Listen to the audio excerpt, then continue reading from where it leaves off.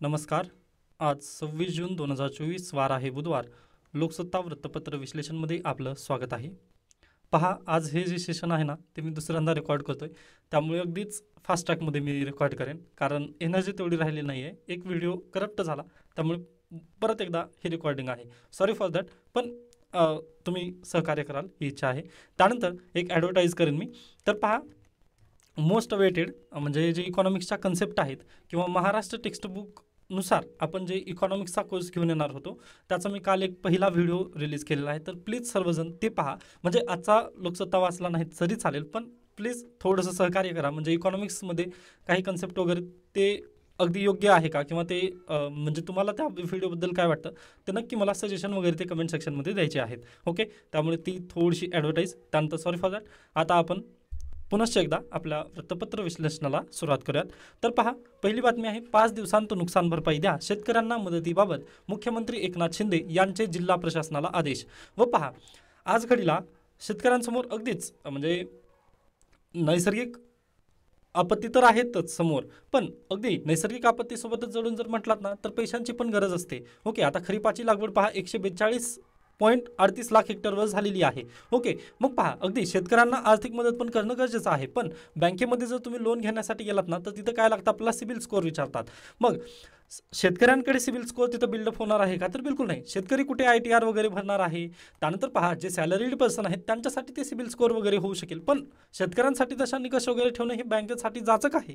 Okay, शेतकऱ्यांसाठी ते जाचक आहे. या आधारावर मुख्यमंत्री एकनाथ शिंदे यांनी जिल्हा प्रशासनाला आदेश दिलेले आहेत की 5 दिवसांत तुम्ही नुकसान भरपाई द्या, तसेच शेतकऱ्यांना आर्थिक मदत जेवढ्या पद्धतीने होता येईल तेवढ्या पद्धतीने चांगल्या पद्धतीने तुम्ही शेतकऱ्यांना मदत करा. म्हणजे शेतकऱ्यांच्या पाठीशी खंबीर सरकार आहे असं त्यांनी दाखवण्याचा प्रयत्न केलेला आहे. व ही चांगली बाब आहे शेतकऱ्यांच्या दृष्टिकोनातून, असं आपण म्हणू शकतो. त्यानंतर नेक्स्ट न्यूज आहे पहा, बॉम्बे हायकोर्टाने अल्पवयीन आरोपीची सुधारगृहातून सुटका करण्याचे आदेश राज्य सरकारला काल दिलेले आहेत. ओके, आता या केसची टेक्निकॅलिटीबद्दल वगैरे आपल्याला जायची गरज नाही, त्यामुळे मी या न्यूजला स्किप करत आहे. त्यानंतर नेक्स्ट न्यूज पहा, केजरीवाल देखील तुरुंगातच आहेत. म्हणजे दिल्ली हायकोर्टाचा काल निर्णय आलेला आहे. मग आता आज आय थिंक सुप्रीम कोर्टामध्ये सुनावणी असेल अरविंद केजरीवाल यांच्या प्रकरणाविषयी. सुप्रीम कोर्टाने पण त्या दिवशी निर्णय म्हणजे त्यांनी त्याला स्टे दिलेलं होतं. मग आता पाहूयात की दिल्ली हायकोर्टाच्या निर्णयाला सुप्रीम कोर्ट कशा पद्धतीने पाहिल. ओके, त्यानंतर नेक्स्ट न्यूज आहे, लोकसभा अध्यक्षपदासाठी आज सामना. ओम बिर्ला यांचा विजय निश्चित आहे, तरी देखील के सुरेश हे इंडिया आघाडीचे उमेदवार या पद्धतीने लढा होणार आहे. आजपर्यंत म्हणजे 1952ला पहिली लोकसभा झाली तेव्हापासून ना अगदीच आजपर्यंतच्या इतिहासामध्ये कधीच जे लोकसभाचे जे अध्यक्ष आहेत त्यांच्यासाठी निवडणूक वगैरे झाली नव्हती. पण प्रॉब्लेम कशामुळे झालेला आहे पहा, 2019 ते 2024 पर्यंत लोकसभा उपाध्यक्ष देण्यातच आलं नव्हतं. म्हणजे पद ते रिकामं ठेवण्यात आलेलं होतं, बरोबर. व रिकामं ठेवण्यासाठी तशी तरतूद आहे का, तर बिलकुल नाही. आपण कालच पाहिलेलं आहे. आर्टिकल किती आहे मला तुम्ही नक्की सांगू शकता कमेंट सेक्शनमध्ये. तर पहा, लोकसभा अध्यक्ष आणि उपाध्यक्ष यांच्यासाठी एक आर्टिकल आपला भारतीय संविधानामध्ये दिलेला आहे. ओके, मग भारतीय संविधानामध्ये तशी तरतूद असून देखील जे गव्हर्नमेंट ऑफ इंडिया आहे किंवा म्हणजे अगदीच जे रुलिंग पार्टी आहे ते काय करत आहे, सध्याला जे उपाध्यक्षाचं जे पद आहे ते सोडतच नाही आहे किंवा ते फक्त व्हॅकंटच ठेवत आहे. मग त्यासाठी हा निर्णय घेण्यात आलेला. विरोधी पक्षांचं तसं म्हणणं आलेलं आहे की के सुरेश अगदीच सिनियर लीडर आहेत, बरोबर. मग पहा, त्यांची निवड व्हावी असं जे इंडिया आघाडी आहे त्यांचं मत होतं, परंतु तिथं पण डावललं गेलं रुलिंग पार्टीद्वारा यांना. मग त्यामुळेच हे परत एकदा काय वर्सेस किंवा NDA वर्सेस इंडिया आघाडी हे जे आहे हे प्रकरण पुढे चाललेलं आपल्याला दिसत आहे. तरी देखील पहा, लोकसभेचे जे अध्यक्ष असतील ना ते ओम बिर्ला यांचा विजय निश्चितच आपल्याला दिसत आहे, त्यामुळे काळजी करू नका. फक्त याच्या मागचं थोडंसं बॅकग्राऊंड तुम्ही लक्षात घ्या. कालच्या न्यूजपेपरमध्ये पहा, आपण पाहिलं होतं की कांदा खरेदीचा पोरखेळ सुरूच. म्हणजे प्रत्येक जिल्ह्याला अलग अलग दर कांद्याचे देण्यात आलेले होते. पण आता परत न्यूज आलेली आहे की राज्यभरात कांदा खरेदी दर एकसमान, 2,940 प्रति क्विंटल दर कमी दरामुळे सरकारी खरेदी अडचणीत आलेली आपल्याला काल पाहता आली होती. त्यानंतर पुढे चला, येथे आपल्यासाठी काही गरजेची बातमी नाही आहे. ओके, त्यानंतर पहा, म्हणजे आजच्या न्यूजपेपरमध्ये अन्य बातम्या कामाच्या नाहीत. आता द हिंदूमध्ये पण एक बातमी कामाची होती, अगदी त्याला मी चांगल्या पद्धतीने विश्लेषण केलं होतं, पण ते फाईलच करप्ट झाले, त्यामुळे सॉरी फॉर दॅट. ओके, त्यानंतर नेक्स्ट न्यूज आहे पहा, असलं राजकारण चालणार नाही, हाच संदेश. आता ही जी बातमी आहे, काल आपण पाहिलं होतं पहिली बाजू आली होती. आता रोहित पवार यांनी काय दुसरी बाजू देण्याचा प्रयत्न केलेला आहे.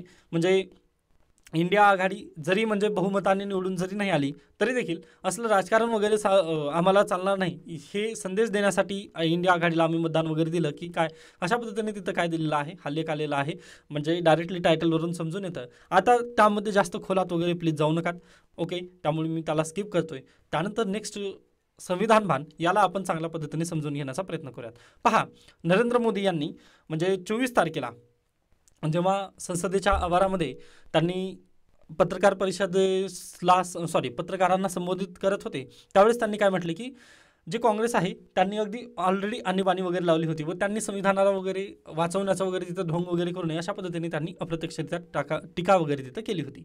मग सर्वांना माहिती आहे 25 जून 1975च्या रात्री इंदिरा गांधी तत्कालीन पंतप्रधान होत्या. त्यांनी काय देशभरामध्ये आणीबाणी लावली. आणीबाणी लावल्यानंतर त्यांनी काय सांगितलं, आर्टिकल 14 सर्वांना समान अधिकार, त्यानंतर म्हणजे कायद्यासमोर समानता, आर्टिकल 21 कशा संदर्भात आहे आपला, तर जीवन जगण्याचा अधिकार आहे, आणि आर्टिकल 22 काय अटकेविरुद्धचं संरक्षण. ओके, हे जे 3 आर्टिकल आहेत या 3 आर्टिकलला सस्पेंड करण्यात आलं.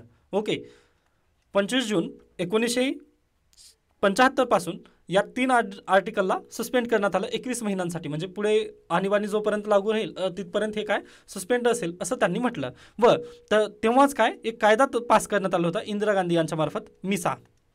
ही काय आहे मिसा म्हणजेच काय, maintenance of internal security act, हे कायदा पास करण्यात आलेला होता. मग या कायद्यानुसार पहा, डायरेक्टली कोणालाही डिटेन करण्यात येत होतं. ओके, डिटेन करण्यात यायचं किती महिन्यासाठी, 2 महिन्यासाठी, विदाऊट त्यांना सांगण्याची वगैरे काही गरज नाही की तुम्हाला कोणत्या अधिकाराखाली आम्ही अटक वगैरे करत आहोत, काहीच नाही. कारण आर्टिकल 22 हे सस्पेंड करण्यात आलं होतं व मेंटेनन्स ऑफ सिक्युरिटी ॲक्ट अंतर्गत 2 महिन्यासाठी डिटेन कोण्याही व्यक्तीला केलं जाऊ शकत होतं. पहा, कोण्याही व्यक्तीला डिटेन करण्याचा अधिकार कोणाला देण्यात आला होता, डीएम आणि ईडीएम. म्हणजेच काय, आज सध्याला डिस्ट्रिक्ट मॅजिस्ट्रेट जे आहेत किंवा जिल्हाधिकारी जे आहेत किंवा उपजिल्हाधिकारी, ओके, यांच्याकडे हे अधिकार होते की कोण्याही व्यक्तीला तुम्ही पकडून कुठे जेलमध्ये वगैरे टाकण्याचे आदेश देऊ शकता. ओके, म्हणजे डीएमच्या हाताखाली पुन्हा जे काही एसपी वगैरे म्हणजे आता एसपीचं जो स्वतंत्र जरी कारभार असलं तरी पहा, डीएम कोणाला सजेस्ट करू शकतात, एसपीला वगैरे सजेस्ट करतात व एसपी PSI वगैरे अशा पद्धतीने ते खालीपर्यंत हायरार्कीनुसार त्याला अटक वगैरे केली जाऊ शकत होती. डीएम आणि ईडीएम यांच्याकडे अधिकार देण्यात आलेले होते की तुम्हाला जर वाटलं ना की हा व्यक्ती अगदीच इंटरनल सिक्युरिटीसाठी बाधक वगैरे ठरत आहे तर तुम्ही त्याला डायरेक्टली अटक वगैरे करू शकता, असं त्यांना आदेश देण्यात आले होते. मग झालं तसंच EDM जबलपूर, ओके, यांनी काय केलं, शिवकांत शुक्ला या व्यक्तीला काय अटक केली. ओके, EDM जबलपूर यांनी शिवकांत शुक्ला यांना अटक केली 1976 मध्ये. मग अटक केल्यानंतर हे कुठे गेले, अगदीच सुप्रीम कोर्टात गेले. म्हणजे तशा पद्धतीने केस वगैरे रचली गेली व हे सुप्रीम कोर्टात गेले. सुप्रीम कोर्टामध्ये बेंच बसली. ओके, कारण कॉन्स्टिट्युशनल बेंच बसली. पहा, असं का म्हणतोय, कारण तुम्हाला माहिती आहे काल आपण आर्टिकल 32 पाहिलेला आहे. आर्टिकल 32 मध्ये 24 तासाच्या आत एखाद्या व्यक्तीला हजर करण्यासंदर्भात कोणतं रीट होतं आपण काल पाहिलेलं आहे, जे की प्रायव्हेट सेक्टर पण लागू होईल व गव्हर्नमेंट सेक्टरवरती पण लागू होईल. ते रीट कोणतं आहे, हिबियस कॉर्पस. ओके, मग ह्या रीटच्या विरोधात त्यांनी हे रीट त्यांचं काय व्हायोलेट वगैरे होत आहे, या अंतर्गत त्यांनी आर्टिकल 32 याच्या अंतर्गत त्यांनी कुठे सुप्रीम कोर्टामध्ये हाक लावली. मग सुप्रीम कोर्टामध्ये ही केस गेल्यानंतर झालं काय पहा, जे 5 सदस्यीय बेंच होती त्यांनी निकाल काय दिला पहा, तर आपल्या देशामध्ये आता सध्याला काय लागू आहे, आणीबाणीची परिस्थिती लागू आहे व आणीबाणीच्या वेळेस हे जे 14, 21 आणि 22 हे जे कलम रद्द करण्यात आले ते वैध ठरवले गेले त्यांनी. व त्यांनी काय आदेश दिला की आज घडीला पहा 4:1 अशा पद्धतीने त्यांनी आदेश दिला की हे सर्व काही ठीक आहे व तुमचं हिबियस कॉर्पस हे जे आज सध्याला तुम्ही जे म्हणत आहात ते तिथं व्हायोलेट होत नाही आहे असं त्यांनी तिथं सांगितलं. ओके, व इथं फंडामेंटल राईटला त्यांनी कमी दाखवण्याचा प्रयत्न केला गेला व अगदीच एक व्यक्ती होते, एक न्यायाधीश होते फक्त, न्यायमूर्ती हंसराज खन्ना यांनी फक्त काय केलं होतं की हे जे काही होत आहे देशभरामध्ये ते चुकीचं आहे असं त्यांनी तिथं म्हटलेलं होतं. पण पहा, बहुमत कुणाकडे होतं, तर अगदीच 4 न्यायाधीशांकडे होतं. त्यामुळे शिवकांत शुक्ला हे केस हारले व त्यांना म्हणजे आणीबाणीच्या विरोधाचं जे काही किंवा फंडामेंटल राईट्सच्या विरोधात जे काही त्यांनी लढा दिलेला होता ते त्यांनी लढा तिथंच हारलेले होते. व पहा, ही जी 4 जजीय बेंच होती, ओके, 4 जजेसची जी बेंच होती ना, या बेंचमध्ये YV चंद्रचूड म्हणजे आज सध्याला जे चीफ जस्टिस ऑफ इंडिया आहेत DY चंद्रचूड यांचे वडील त्या बेंचमध्ये होते. व पहा, YV चंद्रचूड यांनी वैध ठरवला होता, म्हणजे त्यांची जी अटक झालेली होती, शिवकांत शुक्ला यांची जी अटक झाली होती ती वैध ठरवली होती व फंडामेंटल राईट तिथं व्हायोलेट जरी झाले असेल तर ते व्हायोलेट झाले नव्हते असं त्यांनी तिथं म्हटलं होतं. म्हणजे पहा, सुप्रीम कोर्टाचे हे काळे दिवस अशा पद्धतीने तिथं काय लेखकांनी वगैरे इथं देण्याचा प्रयत्न केलेला आहे. तर पहा, प्रतिमा डागाळली होती न्यायालयाची. कारण पहा, अगदी 1973ला आपला कोणतं खटला आलेला होता, केशवानंद भारती खटल्यामध्ये फंडामेंटल राईट्स किंवा जे बेसिक स्ट्रक्चर आहे त्याला खूप वरचं ठरवण्यात आलं होतं.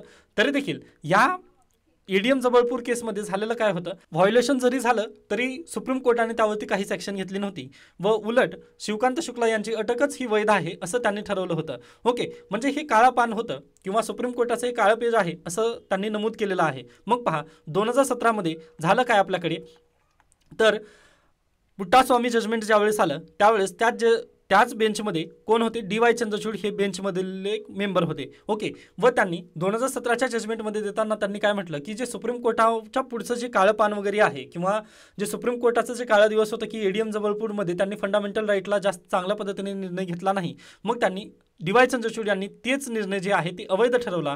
ओके, हा निर्णय त्यांनी अवैध ठरवला कोणत्या, पुट्टास्वामी जजमेंटमध्ये. व त्यांनी जे भारतीय सर्वोच्च न्यायालय यांचं जे काळा दिवस किंवा म्हणजे जे काळं पान वगैरे होतं त्याला त्यांनी खोडण्याचा प्रयत्न केला व सुप्रीम कोर्टाची जी प्रतिमा मलिन झाली होती त्याला चांगल्या पद्धतीने पुसण्याचं काम वगैरे डी.वाय. चंद्रचूड यांनी केला. किंबहुना आपल्या वडिलांनी जी चूक केलेली होती तिला सुधारण्याचं काम डी.वाय. चंद्रचूड यांनी केलेलं आहे. आता पहा, अवैध ठरलेला होता निर्णय, म्हणजे आता पहा, 1976मध्ये शिवकांत शुक्लाची जी केस झाली, 1976मध्ये जी शिवकांत शुक्ला यांची केस झाली त्या केसमध्ये किती जज होते, तर 5 जज होते. कारण पहा, 4-1 निर्णय घेतलेला होता. मग आता तो निर्णय जर अवैध ठरवायचा असेल आपला, तर 2017ला किती जजेस बेंच होती मग ती, तर अगदीच पहा 9 जणांची ती बेंच होती. कारण फंडामेंटल राईट्सचा तिथं निर्णय घ्यायचा होता, त्यामुळे ही 9 जणांची बेंच बसली होती व त्याच वेळेस डी.वाय. चंद्रचूड यांनी तो निर्णय अवैध आहे अशा पद्धतीने त्यांनी सांगितलं व वडिलांनी जी काही चूक केलेली होती वगैरे त्याला त्यांनी अगदी खोडण्याचा प्रयत्न डी.वाय. चंद्रचूड यांनी केला. म्हणजे आपलं भारतीय संविधान काय आहे, किंवा जे सुप्रीम कोर्ट आहे ते अगदी चांगल्या पद्धतीने कार्य केलेलं आहे असा तुम्ही म्हणू शकता. त्यामुळेच पहा, संविधानाचा कृष्णधवल अध्याय हा आहे. ओके, म्हणजे अगदीच पहिल्यांदा त्याला काळं पान लावण्यात आलेलं होतं, सुप्रीम कोर्टाने फंडामेंटल राईट्सच्या विरोधातच निर्णय घेतलेला होता. पण अगदीच 2017मध्ये हा निर्णय पुसून काढण्यात आला व त्यामुळेच याला काय कृष्णधवल अध्याय असं नाव देण्यात आलेलं आहे. आय होप तुम्हाला ही गोष्ट समजलेली असेल. म्हणजे पहा, आता हे कुठं विचारण्यात वगैरे येणार नाही, पण तुम्हाला माहिती असणं गरजेचं आहे की डी.वाय. चंद्रचूड त्यानंतर व्हाय.व्ही. चंद्रचूड यांचा इतिहास काय राहिला किंवा सुप्रीम कोर्टाच्या जजेसचा इतिहास काय आहे हे तुम्हाला माहिती असणं अगदी गरजेचं आहे. त्यामुळे हा थोडासा संविधान बाण जो होता तो मी घेतलेला आहे. त्यानंतर पहा, असणे, नसणे आणि वाचणे. ओके, आता हा मी लेख पूर्णतः स्किप करत आहे. अगदीच यामध्ये काय दिलेलं आहे, तर जे की तुम्हाला सर्वांना माहितीच आहे. काय माहिती आहे म्हणजे अगदी इथे पहा, इथं देण्यात आलेलं आहे ना की आपण आंबे कसे खाता. आता नरेंद्र मोदी यांना हा विचारण्यात आलेला प्रश्न होता, त्यामुळे मी याला स्किप करतोय. पण पहा, अगदी 1975मध्ये जेव्हा इंदिरा गांधी यांनी आणीबाणी लावली होती ना, त्यावेळेस पण असंच झालं होतं, सेन्सॉरशिप लावण्यात आलेली होती. त्यामुळे इंडियन एक्सप्रेसचे जे एडिटोरियल वगैरे होते ना, त्यांनी तिथं फक्त ब्लँक पेजेस छापायचे. ओके, कारण बोलण्याचा तिथं अधिकारच देण्यात आलेला नव्हता ना. ओके, व जीवन जगण्याचा पण त्यावेळेस अधिकार नव्हता. त्यानिमित्ताने ही सर्व काही आहे, पण हे आता आपल्यासाठी तेवढं काही रिलिव्हन्स वगैरे ठरणार नाही, त्यामुळे मी याला स्किप करतोय. जर शक्य झालं तर तुम्ही वाचून घ्या. त्यानंतर हा जो लेख आहे ना, हे तुम्हाला कम्प्लिटली वाचायचंच आहे. कारण अगदीच तुम्हाला यावरून ना काय म्हणतो, एसेला खूप काही इथं मिळणार आहे. हे केसेस वगैरे लक्षात ठेवा, तुमच्या डायरीमध्ये हे केसेस जे आहेत ना ते प्लीज लक्षात ठेवा. ओके, म्हणजे खूप तुम्हाला हे मदत करणार आहेत. आता पहा, मी हे सर्व काही का घेत नाही आहे, तर अगदीच पहिल्यांदा मी घेतलेलं होतं व पण ते सगळंच फाईलच करप्ट झाली, त्यामुळे मला खूप हे झालेलं आहे. Sorry for that. थोडंसं फास्ट फॉरवर्ड वगैरे होत आहे असं तुम्हाला वाटत असेल, पण नो ऑप्शन. त्यानंतर नेक्स्ट न्यूज पहा, कट्टर ज्यूसाठी लष्करी सेवा अनिवार्य, इस्रायलच्या सुप्रीम कोर्टाचा महत्त्वाचा निर्णय, नेतान्याहू यांच्यासाठी डोकेदुखी. पहा, नेतान्याहू यांनी काय केलं होतं, एक अमेंडमेंट केली होती व त्यांनी जे अरब आहेत त्यांनी काय केलं होतं की बा तुम्ही अल्पसंख्याक आहात, त्यामुळे अगदीच तुम्ही जर देशसेवा नाही केली तरी चालेल अशा पद्धतीने त्यांनी निर्णय घेतलेला होता. पण हे ज्यावेळेस सुप्रीम कोर्टामध्ये चॅलेंज करण्यात आलं त्यावेळेस सुप्रीम कोर्टाने निकाल काय दिलेला पहा, की आज घडीला इस्रायल अगदीच संकटांमधून जात आहे व आज घडीला देशसेवेसाठी खूप गरजेची आहे. त्यासाठी सर्वांनाच काय अनिवार्य सेवा आहे, देशसेवा करणं तिथं अनिवार्य देण्यात आलेली आहे. ओके, आता हा प्रश्न वगैरे विचारला जाईल का, तर अगदी पहा इंटरव्ह्यूमध्ये जर गेलात तुम्ही तर अगदी तिथं विचारलं जाऊ शकेल ना, किंवा NDA CDS वगैरे जर एक्झामिनेशनमध्ये जर तुम्ही SSB बोर्डासमोर बसलेले असाल व तिथे पहा ज्यावेळेस डिबेट अँड डिस्कशन होईल ना, त्यावेळेस तुम्हाला हे पॉईंट वगैरे महत्त्वाचे ठरतील. त्यानिमित्ताने ही न्यूज जी आहे ती गरजेची आहे थोडी, की बा अगदीच युद्धकाळामध्ये तरी आपल्याला तिथे देशसेवेसाठी जाणं गरजेचं आहे, असं तुम्ही तिथं पॉईंट प्रूव्ह करण्यासाठी हे उदाहरण वगैरे देऊ शकता. ओके, त्यानंतर पुढे चला. आता पहा याच्या पुढे अगदीच एकही न्यूज गरजेची नाही आहे. ओके, आता क्रिकेट वगैरे आहेत ते न्यूज आपल्यासाठी तेवढंच जास्त रिलिव्हन्स ठरत नाही, त्यामुळे मी अशा पद्धतीने इथं संपवतो. याबद्दल काही शंका काही सजेशन असतील तर नक्की मला सांगू शकता. त्यानंतर परत एक ॲडव्हर्टाईज की पहा जे आपला कालचा एक व्हिडिओ आलेला आहे तो प्लीज तुम्ही इकॉनॉमिक्सचा व्हिडिओ पहा व त्याबद्दल जे सजेशन आहेत ना ते मला नक्की सुचवा. त्यानंतर आजच्या द हिंदूमध्ये पण एक न्यूज आलेली आहे जे की महाराष्ट्रातील वॉटर क्रायसिसबद्दल एक आर्टिकल आलेलं आहे, चांगला आहे, तर प्लीज सर्वजणांनी ते वाचून घ्यायचं आहे. ओके, तर अशा पद्धतीने आपण इथे थांबूयात. काही शंका असतील तर नक्की मला सांगू शकता. धन्यवाद.